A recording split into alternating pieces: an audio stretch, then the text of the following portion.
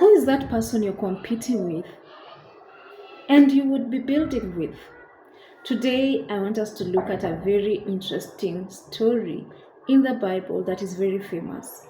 And this story is found in the book of Genesis chapter 11, verse 1 all the way to verse 9. And we see, now the whole world had one language and one common speech. The whole world. So different people, but they're having one language and they're having one common speech.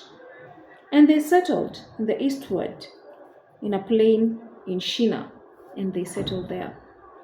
They said to each other, "Come, let's make bricks and bake them thoroughly."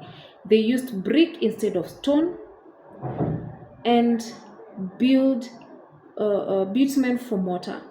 Then they said, "Come, let us build ourselves a city with tower that reaches to the heavens, so that we may make a name for ourselves." I want you to see so far. It's about them. It's about them. And let's continue. It says in verse 5, "But the Lord came down to see the city and the tower the people were building."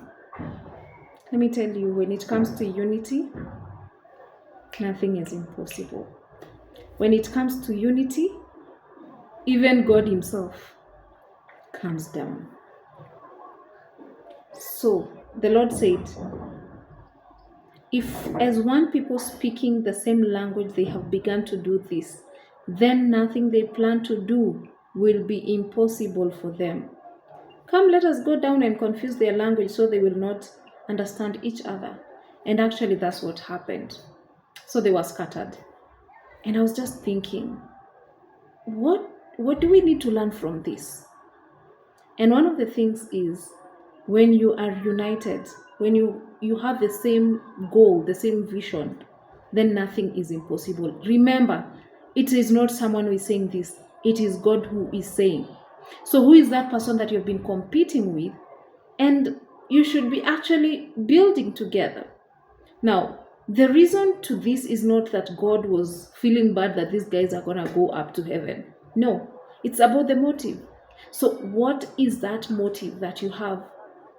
Is it involving God? Is it for God's glorification? Because the problem with this unity is that it was about themselves. It was about glorification of themselves.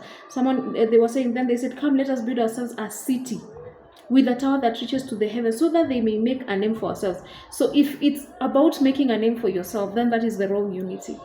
But the best unity is where there is a kingdom assignment, there is a kingdom purpose. So are you there? And you see, I've seen this in our country, and only few people understand this secret.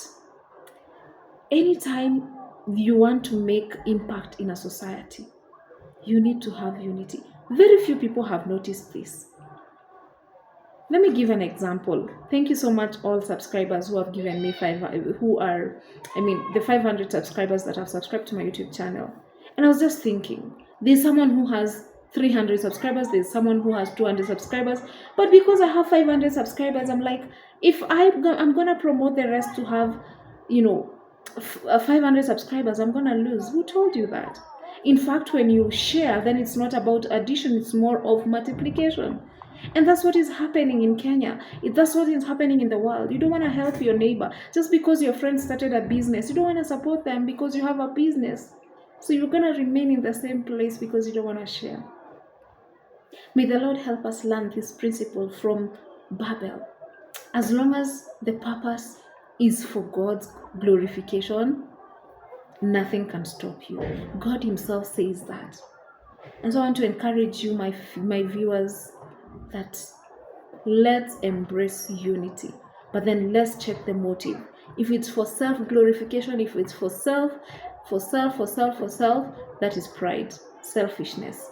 So let's learn from these amazing people who had the right vision, who had the right, mentality.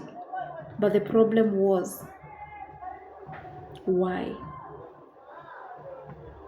So I want to give you a challenge.